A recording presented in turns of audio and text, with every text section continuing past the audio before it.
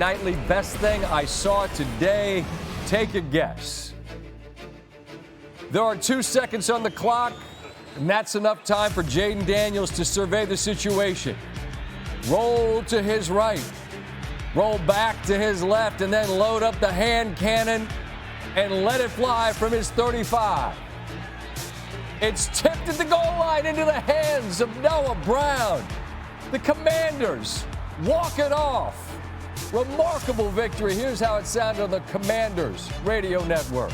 Steps up, fires, heads towards the end zone. It is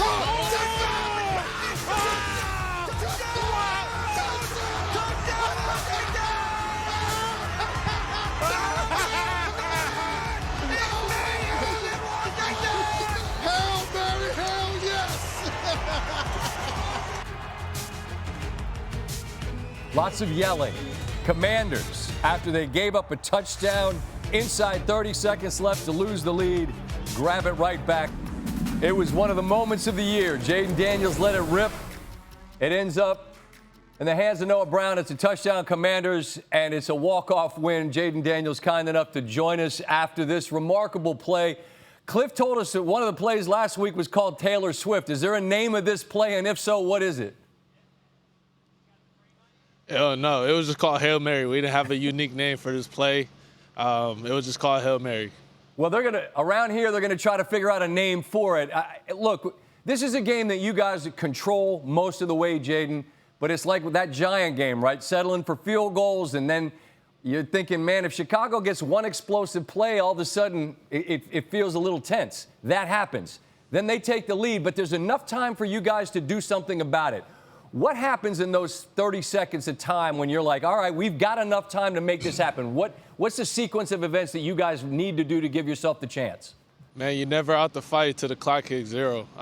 And that's the testament to the locker room that we have. I really didn't know or could tell you what occurred, but man, I'm just happy that we're able to bless to win this game after, like you said, settling for field goals, not really excelling or fulfilling what we wanted to accomplish on the offensive side of the ball. Shout out to the defense that helped us win this game and put us in a situation like this. A moment like that, you have to be able to chuck it as far as you did, but there's obviously a bit of luck involved. When you let that go, do you have a sense, Jayden, of roughly where the ball is going to come down? Like, I mean, in the air, you know either, oh, that's too deep, that's too short. Help me understand, like, as it's in the air, if you're thinking maybe we got a shot on this. Yeah, I knew once I threw, I had a shot, just to give the guys a chance to go up there and tip the ball up and maybe catch it. And that's what happened. But when the ball left my hand, I was like, man, all right, as long as I give my guys a shot to go out there and, make a play, I like our chances. When you get home tonight and settle down, if you go scrolling on your phone, man, you'll see people in that stadium lose their mind. And I always love the vantage point, right, of the person in the different section of the stadium. What's it like on the field after that ball's caught and you guys won? It's crazy, man. It's kind of just you feel the energy throughout the whole stadium, from everybody on the field to everybody in the stands, man. And, I love the fan base here, man. I love the DMV. I love this organization, man. I couldn't be happier for them. Look, I told you when you and I sat down for that piece for Countdown, right? Like, my text thread of all these people that have been dormant. They've been waiting on this, man. And the moments like this, we talked about the history of this franchise. I'm an old guy. I've been watching them forever. There's never been anything quite like this moment. Do you have an appreciation, Jayden, of just this singular moment, winning this game the way you did, that something like this hasn't ever been? 100%. Wins are hard to come by in this league, and to win like this in that fashion, man, it's nothing but God. At the end of the day, man, you got to be out there living right. You go out there, but, God and a little bit of luck, man, always prevails. Well, I had a coach say, you know what, the other team prays too, so you might as well work hard. You never know. Put the effort in, and in the end of the day, you guys get the win. This area is going nuts. You guys are 6-2. I hope the ribs feel all right, and good health and good luck the rest of the way, Jayden. I appreciate you taking a minute. Appreciate you, Scott. And you and I both feel like that completion in McLaurin was a gigantic deal because it gives, like, the Bears aren't guarding the sideline. You're going to show us. You're going to show us the Hail Mary, but I found that kind of inexplicable. It is. I mean, it's not just the last play, it's both plays. I mean, you referenced it in the highlight. Basically, we're talking about the Hail Mary starting at the 48-yard line, Scott, because they just had a big completion to get them to the 48-yard line, which now means that the quarterback can reach the end zone. Now, the other thing to realize is this. So now you're in a Hail Mary situation. So Chicago says, look, we're going to rush 3 guys, and we're going to spy Daniels with a 4th. So now you only have 7 guys deep. Well, Daniels, from an offensive perspective, he needs to buy time. You said 40-something yards in about 10 seconds. Well, that's important because you can't, otherwise the receivers can't get into the end zone where they are. When Daniels breaks the pocket, and he's here right now, the guys are actually, you just look at it, really not in position. But when Daniels goes back the other way and they redirect, now they get into position. Now, if you're Washington, really what you want is this. You want a point man that's in the end zone. You want a guy in the back end line, and then you want your other guys for any type of ricochet that could come back into the field of play, catch it, and fall into the end zone. Now, if you're Chicago, you heard Matt Eberflus talking about it. They have, there's another guy in there. They have 5 guys down there. Scott, all 5 guys go for the football. Like, that's not what you're supposed to do. You're supposed to box out, which is why Noah Brown is back here all by himself. Like, it is one of those things you practice all the time, but you never practice it live because guys get hurt. It's a jump ball situation. So even in training camp, you don't practice it live. So you have to trust when you get into that live environment that guys will say, all right, I'm a box out guy. I'm not playing the football. The other thing is this, and I know TJ would always say, hey, knock it down, knock it down. There's 2 different philosophies on that. Guys are used to playing the football, going up and catching it. Trying to knock it down happens what happened with Stevenson, where you swat at it, you mistime it, and the ball goes in the air. But so it's one of those things. There's so many elements from the offensive perspective. You said it. It's really the play before that gives you a chance. If that play before doesn't happen, then you are in a situation where Daniels can't reach the end zone. You're defending pitchy woo-woo. You're not defending the Hail Mary. I invented that. Yes, you did. Caleb Williams, most of this game was not good. But when push came to shove and the game was there to be won, what did he show you? I thought in the biggest moments of the game, he played his best football. And I think that it started to feel like hey, this is 2 good young quarterbacks battling against each other. And so Chicago, for that, should be encouraged. But for the Hail Mary stuff, it's going to be hard to watch. And a quick thought, just what in terms of the victory, Daniels, his numbers were better. This would have been a gutting loss for Washington, who largely had this game in control but settled for field goals. I mean, sort of the same thing. What does he show you beyond just that last play? I think the big thing for him is he's clearly not healthy. So the way he competed in this football game, and then when he has to heave one nearly 70 yards, ribs bother him and everything, that'll mean a lot in the locker room. Brock Purdy, kind enough to wait through one interview to join me now. Brock, welcome. Scott Van Pelt. This is a pleasure. I've been trying to do this forever. You're finally able to join us, and I'm grateful after that win. You had to hang on there, man. What were those last couple of minutes like for you? Man, that's NFL football. You know, you never know. It takes all 4 quarters to the very last second till it hits 0, man. So it's a team effort, offense, defense. Everybody's got to do their job, and it doesn't matter if you're up by a lot or not. You know, stuff like that can happen, and a comeback can happen. So, but I was glad we were able to finish it out. I mentioned the record. You're 4-4, but I'm at the front of the line that would say you're way better than that. But you've been so banged up. I have to think that the injury luck at some point has to improve.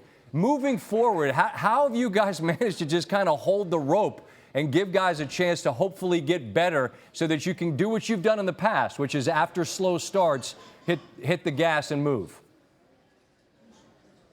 Yeah, I mean, I think, you know, obviously being healthy is a huge factor in the NFL. Last year I thought we had a great team in terms of staying healthy and pushing all the way through into playoffs. And so this year, yeah, we got, you know, a couple guys down and all that. But, I mean, that's the NFL, man. It's some adversity. And I do think that we do have talent that, you know, guys can step up and do their job. Shanahan calls a great game. Defense does their job still. So there's still a lot of moments and occasions for us to still step up and win games even though we have guys down. So, but that's the story in the NFL. And there's a lot of runway left for you guys to get things going in the direction you would hope to. I wonder this, Brock, and maybe the answer is not at all, but no one's running away from you in your division, right? I mean, Seattle loses today, so it's not like you're chasing someone who, like, say, the Chiefs that hasn't lost a game yet. Is that something that gives you guys a little bit of peace of mind to know that no one is out 2 or 3 games ahead of you in your own division? Yeah, I mean, obviously, our division has been very competitive, and we're all sort of in the same area. But, for us, man, it's one game at a time. The last couple seasons we've seen it where we put our heads down, we go to work, especially in the second half of the season, and then we don't look up until the end. And, every game, every week is a dogfight, especially when you come back from your bye week in the second half of the season. And so, we've had to learn that last couple years, and that's still the case this year. We got to go and earn it every week and not be so consumed with other teams and records and stuff, but just focus on ourselves and playing good ball. So. Well, I say this to every guest, and I mean it sincerely. I wish people good health because ultimately that's what matters more than anything. But, man, you and your team deserve a ton of that out of the bye. Hopefully guys get well, and you guys do what you've done so often, which is steamroll into the playoffs. Brock, I appreciate the time, man. Be well, all right? And we very nearly changed our entire course of discussion here. Dallas got the football back. It got pretty nervy there, and San Francisco had let a number of double-digit leads get away this year. They hang on to this one. If they have a luxury, they being the Niners, it's that their division, no one's running away and hiding. Right. And if they take inventory at 4-4, 8 games in, with their division, with the state of their health, how do you think they see things? Yeah, I think they're probably disappointed, probably feel like they let some get away. At the same time, probably can look and say, look, we feel pretty fortunate to be where we are now, considering the injury situation that we've been in. You mentioned it in terms of, listen, you could argue that their most valuable offensive player is Christian McCaffrey. Certainly. He hasn't been available. And then they lose Brandon Ayuk. He won't be coming back, but McCaffrey should be. You mentioned Pearsall in the highlight. Like he had 4 catches tonight. Like that's a big development for the Niners offensively. So I do think that when you look at them, some young players playing on the defensive side, playing good football, they can still rush the passer. They still have really good inside linebackers. They still are a team that when Purdy's playing well because the guys around him are making plays, then yeah, like they're a really good team, certainly in their division, but also in the conference as a whole. Yeah, you'd have to think that the injury luck would have to improve moving forward. You make the point Ayuk won't come back, but hopefully they'll get folks, perhaps McCaffrey, in the coming weeks. As for Dallas, the record's the record. It's 3-4. Look at their next month. They play Atlanta, Washington, Houston, Philadelphia. The worst record of that group is 5-3, I guess, with Atlanta. Philly's 5-2. What do you say about Dallas right now? Well, they could lose all of those games. Like they are good enough and bad enough, you know what I mean, to lose all of those games. Like they are. And so I think what I would say about Dallas is this. Like you look at some of the turnovers tonight, like this one here where Dak has pressure on him, or the one he's rolling to his left here, throws this interception.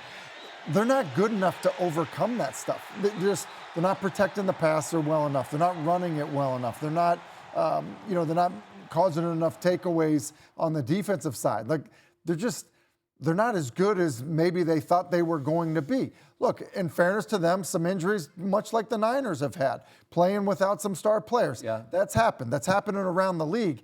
But you have to still find some ways to stay in the fight. And because some of the teams you mentioned are in their division and are starting to pull away early in the division. So, yeah, I think for Dallas, look, they've looked far from being a good team multiple times this year.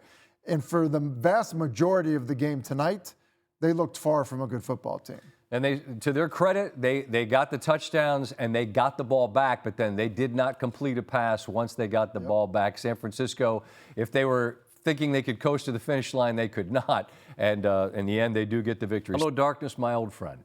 Tim Hasselbeck back with us. And I'll just be honest with the viewer, you, and our producer knows, when they said we're going to do this thing on the Jets, I'm like, we don't talk about 2-6 teams. Why are we going to talk about this 2-6 team? We're going to do that about the Jaguars. So why are we doing it about the Jets? This isn't to say that they're bad. It's to explain why this isn't working. Because you bring in Rodgers, you go get Devontae, you change the head coach, you change the OC. It's still not working. Why? Yeah, well, and it's getting worse. And I think part of the reason it's not working is what they look like on offense Doesn't make any sense. You have a guy that has been in this offense for nearly 2 decades, and they are operating so slowly. Here's a good example, and there's no creativity.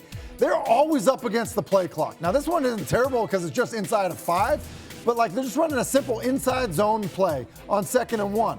Look at Braylon Allen. Look at his lack of urgency to like hit the hole, like, or bounce it. Do something to try to get the first down. Nope. All right, next play, 3rd and 1. Going to be up against the play clock again. You're basically in the same stinking formation, and all you do is run a slant with Devontae Adams. You're expecting man coverage. Great, he's a good player. But why not put him in a situation where he gets a pick, or you move him, you give him some advantage? Then you get into some of these pass protection situations, and it's like guys don't even know who they're working to. Like you got Ellis is coming. The back thinks he's covering him.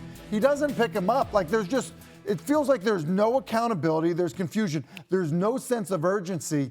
And like, you could see it if it was like a guy in a new system or if it was a young quarterback. But this is a guy that should have total command of what they are doing so that even if you don't get the play call in fast enough, whatever, man, like call something you know that is in the game plan. Like you should know it as well as anybody else. So they're not good. I mean, especially on offense. Okay, but that we know. I thought we knew Baltimore was good. I said it in their highlight. I've been sitting here trying to make excuses for them losing to Kansas City and saying they're ceiling this and that. Look, you lose to the Raiders, you lose to the Browns. And the Browns played better today with Jameis. I think they're different with him, clearly. Yeah. But how do you make sense of a loss like this today? Well, I would just say this. The Browns have a really good defense. That is the case. They have good players on that side of the ball. And so I think it is always going to be a fight no matter how talented you are. I also think that in the NFL, where look, they're all pros, and you get opportunities like this. You know, you're trying to keep the Cleveland out of field goal range, so you're aggressive. You drop an interception, and then you're playing catch technique on a ball, you know, in man coverage on a ball that ends up getting thrown down the field. And like that's the difference, especially in a division game when you look back and you think the ones we let slip away, like there are going to be none worse than this one for Baltimore. I mean, Hamilton's as good a player as there is at his position, and they were having a hard time getting the Browns off the field. He was the guy making play after play after play, and then that ball, literally, he had at least three chances to catch it. That's the difference between winning and losing a football game. Jameis quoting Eminem. Yeah, white boy up in Detroit. I was in one of his songs. It was the damnedest thing. Anyway.